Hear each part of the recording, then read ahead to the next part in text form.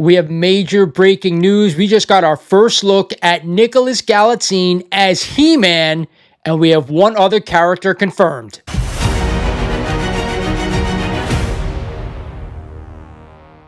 You guys heard that right. We just got our first full look at Nicholas Galitzene as He-Man, and we have our first look at Battlecat. That's right. We finally have confirmation that Battlecat is going to be in the new upcoming Masters of the Universe film, and I gotta tell you, I am super stoked. But before we get started in the video, I remind you guys, if you're not a current sub of the channel, do yourself a favor, hit that sub button because you are missing out on all this great stuff that I am covering here for the new Motu movie, so make sure you do that. Also, one other thing, I need you guys to do me a solid. Hit that like button. We want to get this video out to everyone who loves Masters of the Universe. And with that out of the way, let's check out the leaked photo that just hit the internet.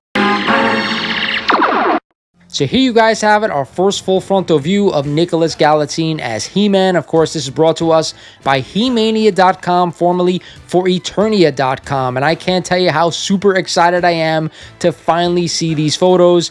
And if you zoom in on the face, you can actually see that this does look like Nicholas, letting some validity to these photos. We're not 100% sure they're real, but I gotta tell you, I think they are. More importantly, as we scroll down a little bit, you're gonna see his chest emblem. And you can see it's the original cross design that we had in the 1980s cartoon and, of course, the 1980s toy line. That was super important to me because, as you guys know, in the 2000X toy line, they totally redesigned his chest emblem, and then later on, they went with the H symbol. So I'm happy to see we're getting the original design. Let's go ahead and take a look at He-Man's chest armor itself. It does look like it's going to be a combination of leather and also metal/steel. So it's a little bit different than we got in the 1980s cartoon and the toy line, but it's not a big deal to me considering if we're looking at the overall photo, how could you not say that this looks like He-Man? So let's also take a look at He-Man's boots. Not too much to look at here, but we do have a little bit of fur at the top of the boot, which is a throwback to the original character as well.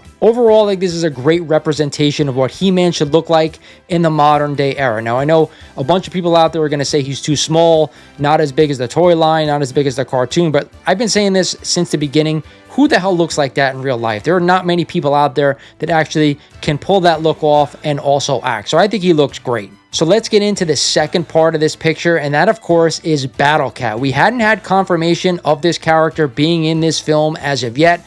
I have been saying with the CinemaCon footage that they had shown Battlecat in that footage, so I'm super happy to see some confirmation that he's going to be in the film. And from what we're seeing right here, he actually looks fantastic. Let's start, of course, with his green fur with the tiger stripes.